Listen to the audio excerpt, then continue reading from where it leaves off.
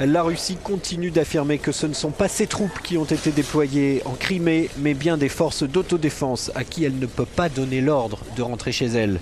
Sergueï Lavrov, ministre russe de la Défense, a aussi déclaré ce matin à Madrid que la Russie ne permettrait pas un bain de sang en Ukraine. La rhétorique russe ne change pas et se borne à rejeter le nouveau pouvoir central de Kiev. Le pouvoir a été saisi par la force et le président légitimement élu a été déchu d'une façon qui n'est pas prévue par la Constitution ou les lois ukrainiennes.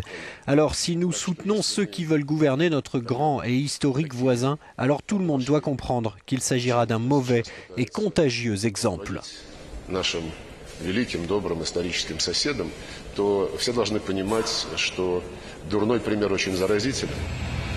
Sergueï Lavrov doit rencontrer cet après-midi à Paris John Kerry, le secrétaire d'État américain, arrivé ce matin pour une rencontre à l'origine consacrée au Liban, mais dont tout indique qu'elle va porter sur la crise en Ukraine. John Kerry était accompagné d'Andriy Deshitsia, son homologue ukrainien.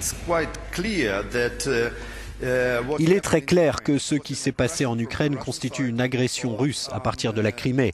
Nous devons maintenant réfléchir à une sortie de crise, pas seulement pour l'Ukraine, mais une sortie aussi pour la Russie. Et comment va-t-elle gérer ce qu'elle a fait à l'Ukraine ? Les offensives et réactions diplomatiques battent leur plein depuis le début de la semaine et cette réunion de Paris précède un sommet extraordinaire européen à Bruxelles.